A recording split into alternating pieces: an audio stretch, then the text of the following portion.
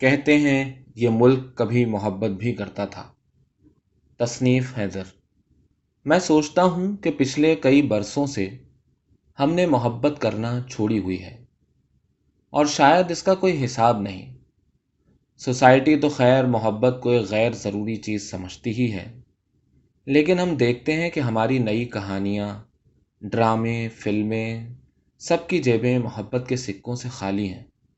ہم تو اس محبت کو بھی اتنا غصے اور غم سے بھرا ہوا دکھانا چاہتے ہیں جس میں خود محبت کے لیے کوئی جگہ نہیں رہ جاتی۔ عام طور پر ہماری کہانیوں کا ہیرو ایک ایسا شخص ہوتا ہے جو محبت میں سب سے بغاوت کر کے ایک لمبی لڑائی چھیڑ دیتا ہے۔ یعنی مانیے نہ مانیے، ہم کہیں نہ کہیں ایک ایسی دنیا کی طرف چل پڑے ہیں جہاں محبت کا مطلب بھی لڑنے جھگڑنے کے سوا کچھ نہیں رہ گیا ہے۔ ہماری سیاست تو ویسے بھی ہمیں دن رات یہ یاد دلاتی رہتی ہے کہ ہمیں کس چیز سے کتنی محبت کرنی چاہیے اور اس کے لیے کیسی بھی قربانی دینے کے لیے تیار رہنا چاہیے۔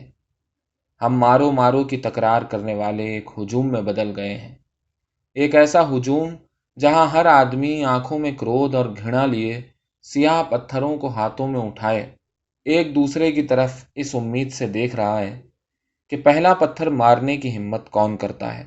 اس کے بعد ہم سب حملے کے لیے تیار ہیں۔ ایسے بہت سے پتھر بھی ہیں جو نظر نہیں آتے، بہت سے تیر ہیں جو دکھائی نہیں دیتے، مگر ان سے ہم دوسروں کی نجی زندگیوں یا محبت کی ان چھوٹی چھوٹی امیدوں پر وار کرتے رہتے ہیں جہاں سے ذرا سا بھی پریم کا سوتا پھوٹتا ہوا دکھائی دے جائے۔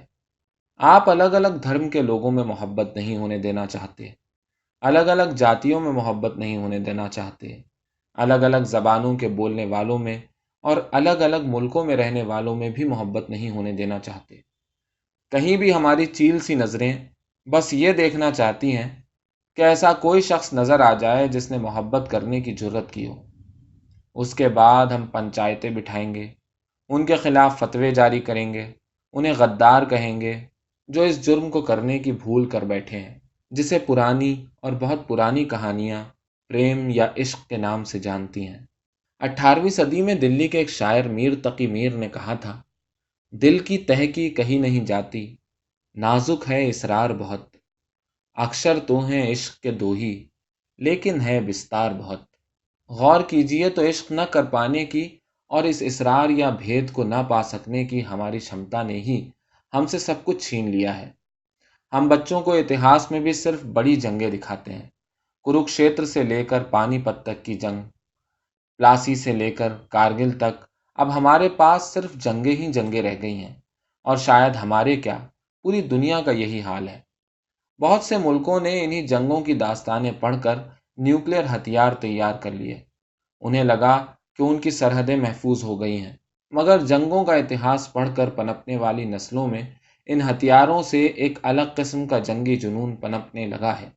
وہ آدمی بھی جس کو اپنے دشمن کہے جانے والے ملک کے کسی آدمی سے ملنے، اسے دیکھنے، اس سے بات کرنے کا اتفاق بھی نہیں ہوا ہے، آج چاہتا ہے کہ پل بھر میں ان ہتھیاروں کو استعمال کر کے دشمن کو کرارا جواب دے دیا جائے اور سب کچھ ملیا میٹ کر دیا جائے۔ اس میں کوئی شک نہیں ہے کہ جنگوں کے اتہاس کو پڑھتے پڑھتے، جنگوں کی دنیا اور جنگوں کے لالچ میں جیتے ہوئے، ہم اب ہر چیز اور ہر بات کو شک کی نگاہ سے دیکھنے لگے ہیں۔ وہ آدمی جو دوستی کی بات کرے گنہگار ہے، غدار ہے۔ تو پھر سوچئے ایسے میں عشق کرنے کی کسی کو کیسے اجازت مل سکتی ہے؟ عشق سے خالی اس دنیا میں ہم ایک عجیب فرسٹریشن کا شکار ہو گئے ہیں۔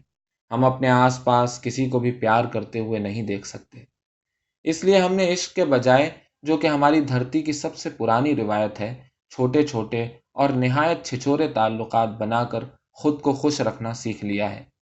ہم دوسروں کی طرف تو کیا، اب خود کی طرف بھی نگاہ اٹھا کر نہیں دیکھنا چاہتے، اور یہ سوچے بغیر کہ ہم کیا ختم کرنا چاہتے ہیں یا کیا بچانا چاہتے ہیں، اپنے آپ کو ہونے کے آنند سے بھی محروم کرتے جا رہے ہیں۔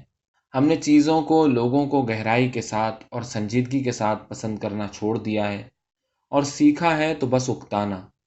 میٹرو میں، سڑکوں پر، گلیوں میں، گاؤں میں یا شہر میں، گھر میں یا باہر، کہیں بھی ہم یہ اجازت دینا ہی نہیں چاہتے کہ دو لوگ پوری آزادی کے ساتھ ایک دوسرے کے ہونٹوں کو چوم سکیں، ایک دوسرے کی آنکھوں میں آنکھیں ڈالے، بدن سے بدن ملائے اپنے عشق اور تعلق کی خوشی کا بھرپور اظہار کر سکیں۔ لیکن جھگڑا کرتے ہوئے دو لوگ ہماری توجہ کا مرکز بن جاتے ہیں۔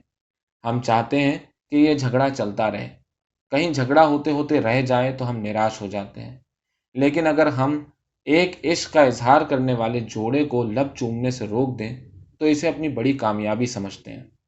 ہم شاید اب کبھی نہ سمجھ سکیں کہ عشق میں اظہار کی یہ آزادی ہمیں کرشن کی دھرتی نے دی تھی، جو ہم سے اورنگزیبوں اور انگریزوں نے چھین لی ہے۔ ہمارے اسکول بچوں کو عشق اور زندگی کا سنہرا چیپٹر پڑھانا ہی نہیں چاہتے، بس گرو کرنا سکھاتے ہیں ان باتوں پر جن میں ہمارا کوئی رول ہی نہیں ہے۔ نیوز چینل یہ بتا بتا کر ہمارے پچکتے ہوئے سینوں میں ہوائیں بھرتے ہیں کہ بھارت سرکار کس کس پرکار کے جنگی اور لڑاکا پلین خرید رہی ہے۔ یہ کہانیاں یقیناً عشق کی ان بوسیدہ اور پھٹی پرانی داستانوں سے زیادہ ہٹ ثابت ہو رہی ہیں جن میں رنگ، نسل، دھرتی، ذات دیکھے بغیر بس عشق کیا جاتا تھا۔ عشق جو زندگی بدلنا جانتا تھا، جو دوسروں کی بات سننے، ان کے دکھ درد کو سمجھنے کے لائق بناتا تھا، جو دشمن اور دشمنوں کی دھرتی پر آباد لوگوں میں تھوڑا بہت انتر کرنا سکھاتا تھا۔ عشق جو بات کرنے کے ہنر کو جانتا تھا۔ لیکن اب ایسا عشق ہمارے بس کی بات نہیں، وہ بیتے ہوئے یگوں کا قصہ ہے۔ اب ہم صرف لڑنا جانتے ہیں اور لڑنا چاہتے ہیں۔